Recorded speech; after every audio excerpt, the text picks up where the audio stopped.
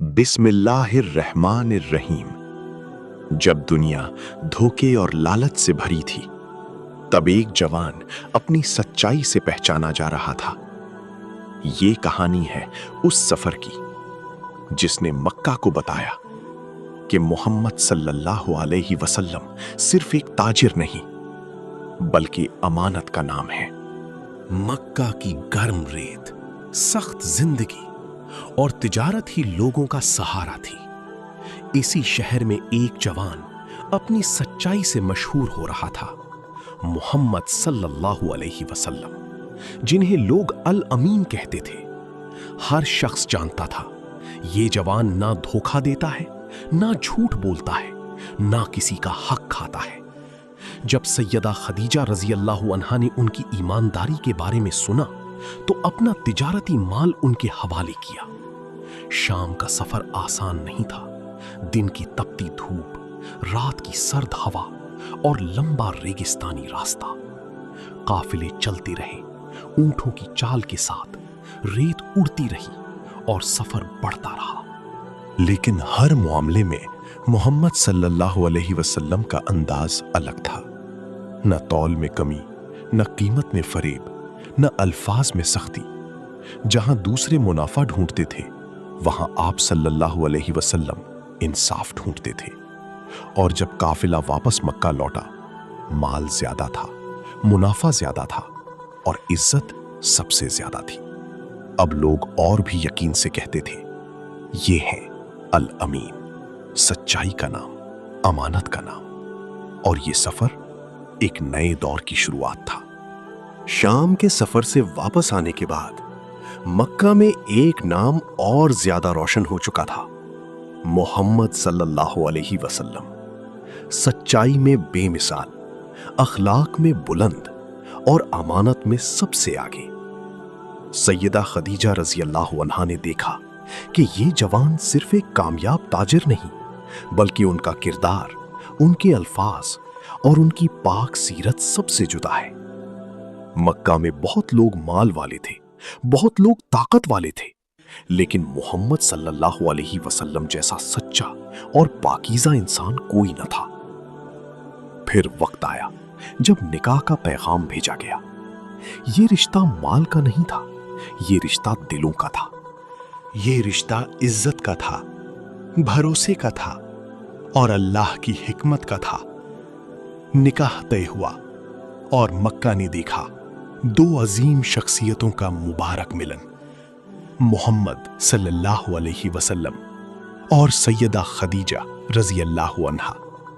यही वो घर था जहां सुकून था, मोहब्बत थी, वफा थी और सबसे बढ़कर समझ थी। जब दुनिया साथ छोड़ देगी, तब यही हस्ती सबसे पहले साथ निभाएगी और यहीं से शुरू होगी इस्लाम की पहली मजबूत दीवार।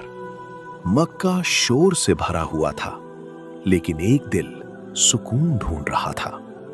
जहां लोग बुतों के आगे झुकते थे, वहां एक सच्चा इंसान हक की तलाश में था। मोहम्मद सल्लल्लाहु अलैहि वसल्लम अक्सर शहर से दूर निकल जाते, पहाड़ों की तरफ, जबले नूर की तरफ।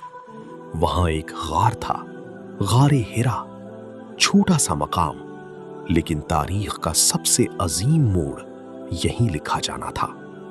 आप सल्लल्लाहु अलैहि वसल्लम तन्हाई में बैठते, सोचते इस कायनात के बारे में, आसमान के सितारों को देखते, जमीन की खामोशी को महसूस करते और दिल में सवाल उठते, इंसान किस लिए पैदा हुआ, सच क्या है, रास्ता कहां है। मक्का सो रहा था, लेकिन हिरा में एक रूह जाग रही थी। यहीं से शुरू होने वाली थी इंसानियत की सबसे बड़ी सुबह। रात खामोश थी, जबले नूर सन्नाटे में था, गारे हिरा में एक दिल रब की तलाश में था। मोहम्मद सल्लल्लाहु अलैहि वसल्लम तन्हाई में इबादत और फिक्र में मशगूल थे। तब अचानक एक अजीम लम्हा करीब आया। आसमान से रहमत उतरी।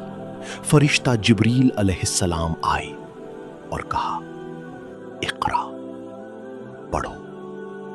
आप सल्लल्लाहु अलैहि वसल्लम ने फरमाया, मैं पढ़ने वाला नहीं। फिर दोबारा आवाज आई, इक़रा, और तीसरी मर्तबा, इक़रा बिस्मि रब्बिकल लज़ी खलक, पढ़ो अपने रब के नाम से जिसने पैदा किया। ये अल्फाज सिर्फ अल्फाज नहीं थे, यही वो रोशनी थी जो अंधेरों को मिटा देगी।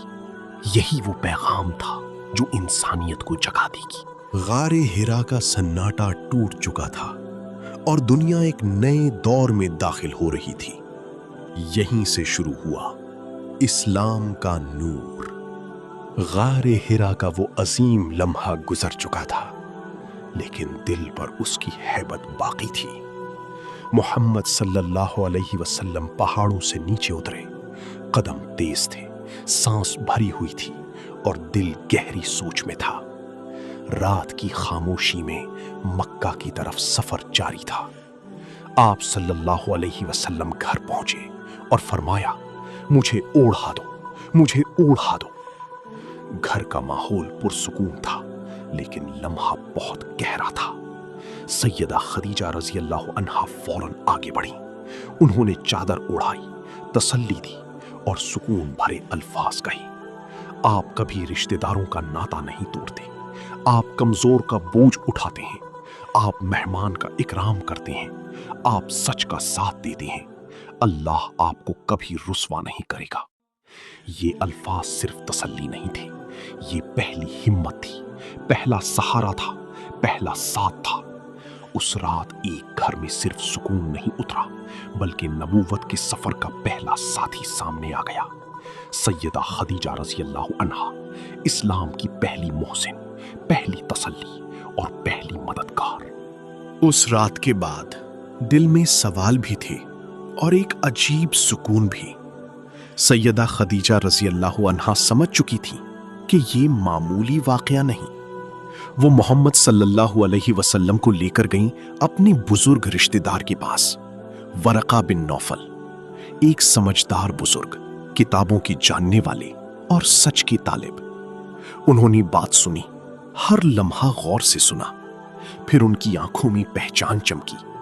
उन्होंने कहा, ये वही पैगाम लाने वाले हैं जो मूसा अलैहिस्सलाम के पास भी आए थे। ये नबूवत का आगाज है। काश मैं उस वक्त जवान होता जब आपकी कौम आपको निकालेगी, मैं आपका साथ देता। ये अल्फाज गहरे थे क्योंकि अब सफर आसान नहीं था। सच का रास्ता खुल चुका था, मगर इम्तिहान भी साथ आ रही थी।